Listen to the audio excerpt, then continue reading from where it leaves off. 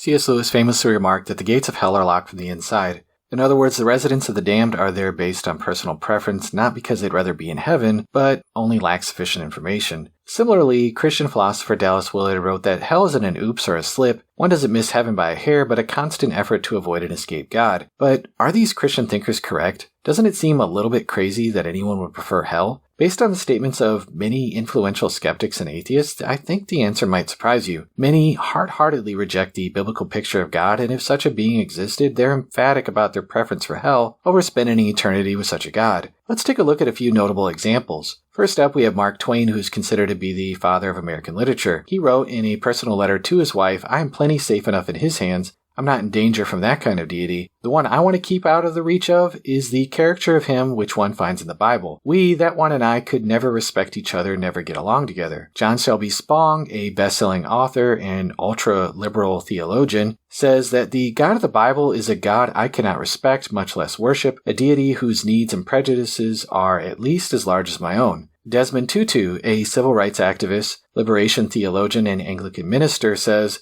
"I would refuse to go to a homophobic heaven. No, I would say sorry. I would much rather go to the other place." Kingsley Amis, a famous English novelist and poet, says, "I'm an atheist, yes, but it's more that I hate him." Dan Barker, the founder of Freedom from Religion Foundation, said in a debate with Dr. Justin Bass, "Even if Jesus did exist, even if I did agree with Dr. Bass 100%, yep, he rose from the dead, yep, there's a God, yep, I don't deny any of that, does not mean that he is my Lord.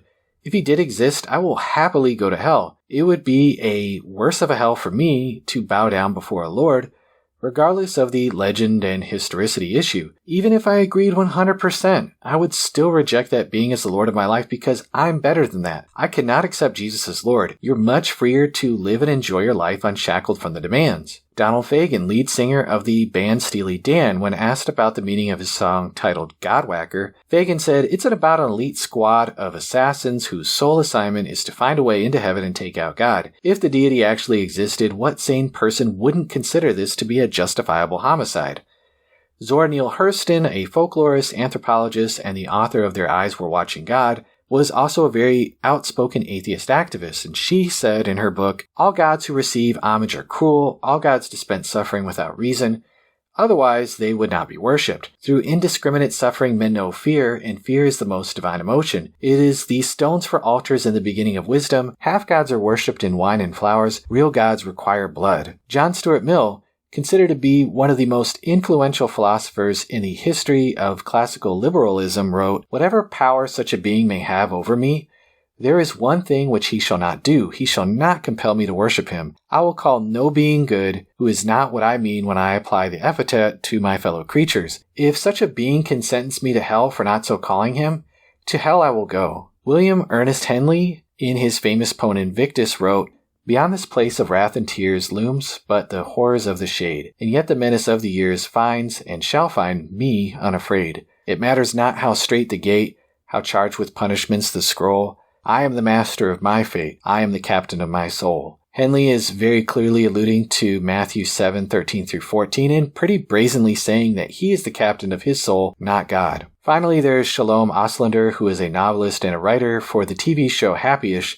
In an article titled Sorry God, Oslander rants about how God owes the human race an apology. He says, "God should bend forward at the waist here, and upon reciting each sin, pound his chest with his fist, saying, 'For the sins I committed against you with diseases of the body, and for the sins I committed against you with diseases of the mind, for the sins committed by murdering your parents, and for the sins I committed by murdering your children, for cancer and for AIDS and for heart disease, for judging you, damning you, condemning you, without ever having been for a brief moment in your soiled mortal shoes.'" What exactly are the lessons here? Look, I'm not saying that every skeptic or atheist absolutely hates God or the idea of God. Not at all. It's very much possible that there are those who wish to believe but just find themselves unable to at the moment for whatever reason. Those people do exist. But this does show you that one can set a burden of proof higher when they don't like the conclusion. Asking the question, would you worship the Christian God if he exists, is sometimes appropriate when talking to skeptics.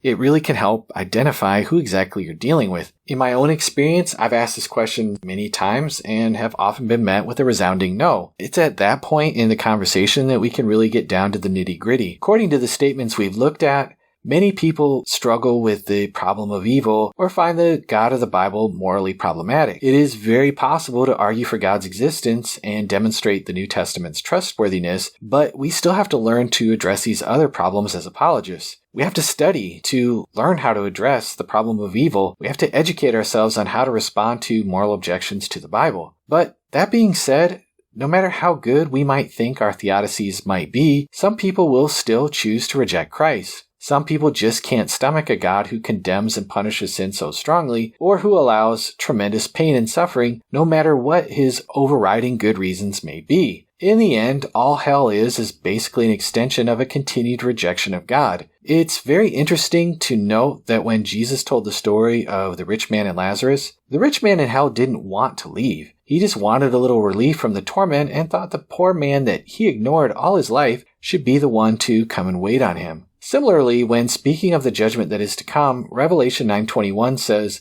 "The rest of mankind who were not killed by these plagues did not repent of the works of their hands, nor give up worshipping demons and idols of gold and silver and bronze and stone and wood, which cannot see or hear or walk, nor did they repent of their murders or their sorceries or their sexual immorality or their thefts." Human nature is a very odd and rebellious thing. We would probably receive a lot less pushback if we preached a version of God who just makes us his comfortable pets and doesn't judge sin as harshly. But as apologists, we're not defending a God that a lot of skeptics would worship, because that kind of God we don't believe exists.